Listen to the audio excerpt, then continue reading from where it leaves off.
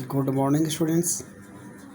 आज के इस वीडियो में हम लोग पढ़ेंगे class 10th Hindi prose chapter number 13 मानवीय करुणा की दिव्य चमक, जो क्षितिज के पेज नंबर 87 और 88 पर है। तो स्टूडेंट, इस पेज की शुरुआत करने से पहले आइए देखते हैं इस पेज में के कठिन शब्द। ये स्टूडेंट कठिन शब्द पेज नंबर 87, 88। राष्ट्रभाषा, निकलसन कब्रगाह, निकलसन कब्रगाह। संस्कार, प्रार्थना, श्रद्धांजलि, श्रद्धांजलि। पवित्र। अब आइए शुरू करते हैं पेज नंबर 87 का second para. Student, second video में हम लोगों ने पढ़ा था कि फादर कामिल बुल्के भारत में आए, लगभग 9-10 साल दार्जिलिंग में पढ़ाई किया, उसके बाद कोलकाता से बीए किया, इलाहाबाद विश्वविद्यालय से एमए किया और यहीं पर इन्होंने हिंदी शोध कार्य डॉक्टर धीरेन्द्र वर्मा, जो उस समय इलाहाबाद विश्वविद्यालय के हिंदी विभाग के अध्यक्ष होते थे, उनके मार्गदर्शन में शोध कार्य किया और उसका शीर्षक रखा उन्होंने राम कथा उत्पत्ति और विकास। उसके बाद उन्होंने मातरलिंग का प्रसिद्ध नाटक ब्लू वर्ड का हिंदी में रूपांतरण किया, नील पक्षी के नाम से। सेंट जेवियर कॉलेज रांची में हिंदी और संस्कृत विभाग के अध्यक्ष भी रहे, हेड ऑफ डिपार्टमेंट रहे। हिंदी अंग्रेजी शब्दकोश लिखा, यहाँ तक कि बाइबल का भी हिंदी में अनुवाद किया। इस प्रकार कुल 43 वर्ष भारत में रहे और 73 वर्ष की उम्र पूरी करके इन्होंने इस साहित्य जगत और भारत भूमि से अलविदा हुए। उसके आगे हम लोग आज की वीडियो में पढ़ेंगे। यहाँ से हम लोग शुरुआत करते हैं सर स्टूडेंट्स। पेज नंबर 87 का फर्स्ट पैरा। फादर बुल्के संकल्प से सन्यासी थे। फादर बुल्के संकल्प से सन्यासी थे। कभी कभी लगता है वह मन से सन्यासी नहीं थे। रिश्ता बनाते थे तो तोड़ते नहीं थे। सदियों साल बाद मिलने के बाद भी उनकी गंध महसूस होती थी। जब भी वह दिल्ली आते ज़रूर मिलते, खोज कर, समय निकाल कर, गर्मी सर्दी बरसात झेल कर मिलते हैं, चाहे 2 मिनट के लिए ही सही। यह कौन सन्यासी करता है? उनकी चिंता हिंदी को राष्ट्रभाषा के रूप में देखने को थी। हर मंच से इसकी तकलीफ़ बयां करते, इसके लिए अकाट्य तर्क देते। बस इसी एक सवाल पर उन्हें झुंझलाते देखा है और हिंदी वालों द्वारा ही हिंदी की उपेक्षा पर दुख करते हुए उन्हें पाया है। घर परिवार के बारे में, निजी दुख तकलीफ़ के बारे में पूछना उनका स्वभाव था। वे बड़े से बड़े दुख में उनके मुख से सांत्वना के जादू भरे 2 शब्द सुनना एक ऐसी रोशनी से भर देता था जो किसी गहरी तपस्या से जन्मती है। हर मौत दिखाती है जीवन की नई राह। मुझे अपनी पत्नी और पुत्र की मृत्यु याद आ रही है और फादर के शब्दों से झरती विरल शांति भी। आज वह नहीं है, दिल्ली में बीमार रहे, पता नहीं चला। बाहें खोलकर इस बार उन्होंने गले नहीं लगाया। जब देखा तो वे बाहें दोनों हाथों की सूजी अंगुलियों को उलझाए ताबूत में जिस्म पड़ी थी। जो शांति बरसती थी वह चेहरे पर स्थिर थी, तरलता जम गई थी। वह 18 अगस्त 1982 की सुबह 10 बजे का समय था।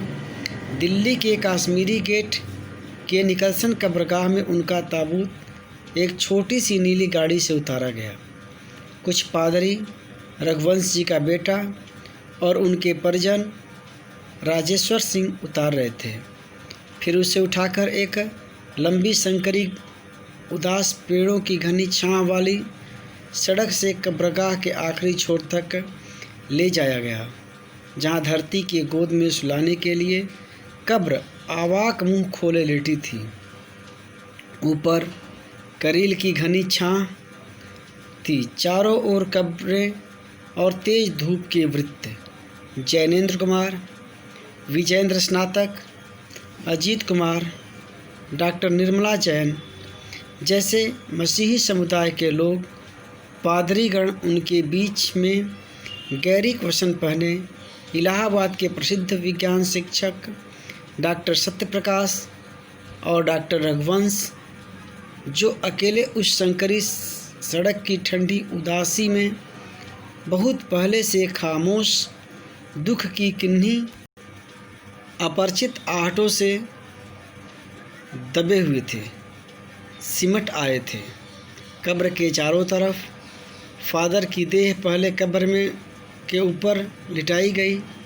मसीही विधि से अंतिम संस्कार हुआ।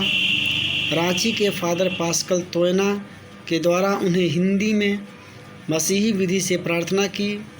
फिर सेंट जेवियर्स के रेक्टर फादर पास्कल ने उनके जीवन और कर्म पर श्रद्धांजलि अर्पित करते हुए फादर बुल्के धरती में जा रहे हैं, इस धरती से ऐसे रत्न और भी पैदा हों। डॉक्टर सत्यप्रकाश ने भी अपनी श्रद्धांजलि में उनके अनुकरणीय जीवन को नमन किया। फिर देह कब्र में उतार दी गई। मैं नहीं जानता इस सन्यासी ने कभी सोचा था या नहीं कि उसकी मृत्यु पर कोई रोएगा, लेकिन उस क्षण रोने वालों की कमी नहीं थी। नम आँखों को गिनना स्याही फैलाना है।